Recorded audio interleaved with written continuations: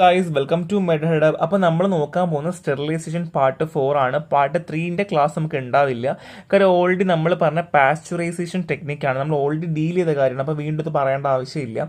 So നമ്മളിവിടെ പറയാൻ പോകുന്നത് അയോണൈസേഷനും ആൻഡ് യു വി ആണ് നമ്മൾ പറയുക. ഇത് രണ്ടും വരുന്നത് എവിടെയാണ്? റേഡിയേഷൻ സ്റ്റെറിലൈസേഷൻ ടെക്നിക്കിന് അണ്ടറിൽ വരുന്ന ഒരു സ്റ്റെറിലൈസേഷൻ മെത്തേഡാണ്. സോ ഇവിടെ നമ്മൾ നോക്കാൻ പോകുന്ന റേഡിയേഷൻ സ്റ്റെറിലൈസേഷൻ ആണ്. യു വി ഉണ്ട്, അയണൈസിങ് ഉണ്ട്. സോ യു വി എന്ന് പറയുമ്പോൾ നമുക്കറിയാം, യു വിൻ്റെ മേജർ സോഴ്സ് എവിടെയാണ്? സണ്ണ് തന്നെയാണ് അല്ലേ. അപ്പോൾ സണ്ണിൽ നിന്ന് ഒരുപാട് അൾട്രാ വയലറ്റ് റേസ് നമ്മൾ എർത്തിലേക്ക് എത്തുന്നുണ്ട്. സോ ലോങ്ങർ വേവ് ലെങ്ത്തും ഉണ്ട്, ഷോർട്ടർ വേവ് ലെങ്ത്തും ഉണ്ട്. സോ ഷോർട്ടർ വേവ് ലെങ്ത് ആണെങ്കിൽ എർത്തിൻ്റെ അറ്റ്മോസ്ഫിയർ തന്നെ അബ്സോർബ് ആവുകയും സ്കാറ്റർ ആവുകയും അവിടെ നിന്ന് തന്നെ തിരിച്ചു പോവുകയും ചെയ്യാറുണ്ട് കേട്ടോ. ബാക്കിയുള്ളത് മാത്രമേ ഭൂമിയിലേക്ക് എത്തുള്ളൂ.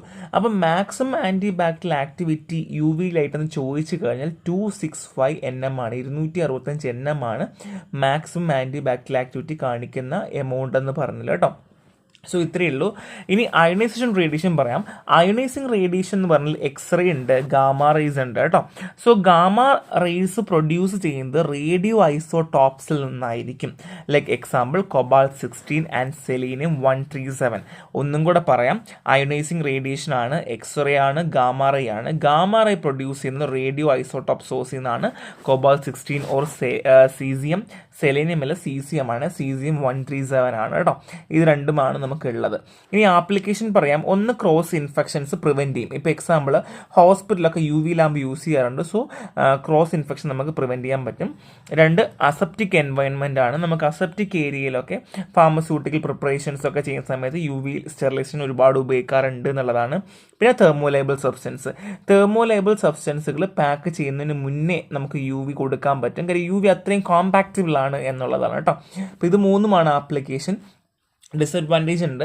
ഒന്ന്, ലോ പെനിട്രേറ്റിംഗ് പവർ ആണ്. യു വി റേസിന് അത്ര വലിയ പവർഫുൾ പെനിട്രേഷൻ ഒന്നും ഇല്ല, അതുകൊണ്ട് തന്നെ ലോ പെനിട്രേഷൻ പവറാണ്. അപ്പോൾ എല്ലാ ഫാർമസ്യൂട്ടിക്കൽസും നമുക്ക് എന്ത് ചെയ്യാൻ പറ്റില്ല, ചില സമയങ്ങളിലൊന്നും നമുക്ക് സ്റ്റെറിലൈസേഷൻ പോസിബിൾ ആവില്ല. അതായത് പാക്ഡ് ആയിട്ടുള്ള അല്ലെങ്കിൽ ഓൾറെഡി പാക്കൊക്കെ ചെയ്ത് ഫൈനൽ പ്രൊഡക്റ്റ് ഒന്നും നമുക്ക് ചെയ്യാൻ പറ്റില്ല എന്നതാണ്. പിന്നെ ഹ്യൂമിഡിറ്റി സെൻസിറ്റീവ് ആണ്. യു വി ലൈറ്റ് എന്ന് വെച്ചാൽ less effective against organism in the അറ്റ്മോസ്ഫിയറുള്ള ഓർഗാനിസവുമായിട്ട് ലെസ് എഫക്റ്റീവ് ആണ്. Or on the surface if the relative humidity is high, അല്ലെങ്കിൽ റിലേറ്റീവ് ഹ്യൂമിഡിറ്റി കൂടിയ സർഫസുകളാണെങ്കിൽ പോലും എന്താണ്, ഇറ്റ് സെൻസിറ്റീവ് ആണ്, അത് എഫക്റ്റീവ് ആവില്ല എന്നുള്ളതാണ്. അപ്പോൾ എന്തൊക്കെ പറഞ്ഞു? U V light less effective ആണ് അറ്റ്മോസ്ഫിയറിലെ ഓർഗാനിസത്തിന് അഗെയിൻസ്റ്റ് ആയിട്ട്. അതായത് ഇപ്പോൾ എക്സാമ്പിൾ ഇങ്ങനെ എന്താണ്, പടന്നിറക്കുന്ന ഓർഗാനിസം ഇല്ല ഉദ്ദേശിക്കുന്നത് കേട്ടോ. രണ്ടെന്താണ്, റിലേറ്റീവ് ഹ്യൂമിഡിറ്റി ഹൈ ആയിട്ടുള്ള സർഫസിൽ നമുക്ക് സെൻസിറ്റീവ് ആണ്. പിന്നെ വർക്കർ സേഫ്റ്റി ആണ്. അതായത് യു വി ലൈറ്റ് വർക്കേഴ്സിൻ്റെ ബോഡിയിൽ കുറേ അടിച്ചു കഴിഞ്ഞാൽ കണ്ണിനായാലും സ്കിന്നിനായാലും ഒക്കെ ഡയറക്റ്റ് എക്സ്പോഷർ ഇച്ചിരി പ്രശ്നമുള്ള പരിപാടിയാണ്. അപ്പോൾ അതുകൊണ്ട് അതാണ് ഡിസഡ്വാൻറ്റേജ് ഉള്ളത് കേട്ടോ. സോ അഡ്വാൻറ്റേജ് ഓഫ് അയോണൈസിങ് റേഡിയേഷനാണ് പറയുന്നത്. അയോണൈസിങ് റേഡിയേഷൻ അതായത് ഗാമ ഞാൻ പറഞ്ഞല്ലേ. സോ ഗാമ പോലുള്ള റേസിൻ്റെ അഡ്വാൻറ്റേജാണ് പറയാൻ പോകുന്നത്. ഒന്ന്, ഹൈ പെനിട്രേഷൻ പവർ തന്നെയാണ്, പെട്ടെന്ന് ഉള്ളിലേക്ക് കയറും എന്നുള്ളതാണ്. പിന്നെ വേഴ്സറ്റൈൽ ആപ്ലിക്കേഷൻ, ഒരുപാട് മെറ്റീരിയൽസ് ആയാലും ഡ്രൈ, മോയിസ്റ്റ്, ഫ്രോസൺ സബ്സ്റ്റൻസിൽ പോലും നമുക്ക് എന്ത് ചെയ്യാം, അയണൈസേഷൻ റേഡിയേഷൻ ഉപയോഗിക്കാം എന്നുള്ളതാണ്. പിന്നെ വാക്സിൻ സ്റ്റെറിലൈസേഷൻ, വാക്സിനിലൊക്കെ ബാക്ടീരിയൽ കണ്ടന്റ് ഒക്കെ ഉണ്ടെങ്കിൽ, മൈക്രോ ഓർഗാനിസം കണ്ടന്റ് ഉണ്ടെങ്കിൽ നമുക്ക് പെട്ടെന്ന് നമുക്ക് കളയാൻ പറ്റുന്ന ഒരു സാധനമാണ് ഈ അയണൈസിങ് റേഡിയേഷൻ എന്ന് പറഞ്ഞാൽ. സോ അത് മാത്രമല്ല, vaccination can be sterilise using ionising radiation without losing their antigenic property. വാക്സിൻ്റെ പ്രോപ്പർട്ടി പോലും നശിപ്പിക്കാതെ നമുക്ക് എന്ത് ചെയ്യാൻ പറ്റും, സ്റ്റെറിലൈസേഷൻ ചെയ്യാൻ പറ്റും എന്നുള്ളതാണ്.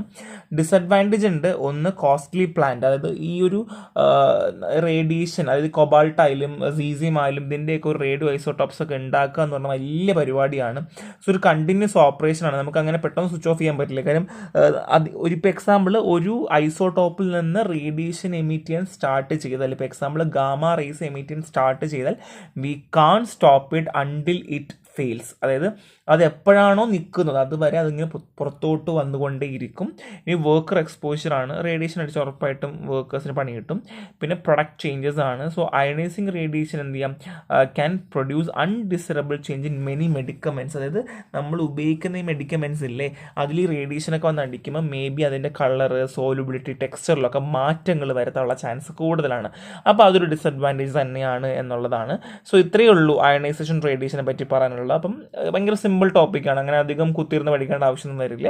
സോ നെക്സ്റ്റ് കാണാം, ബൈ.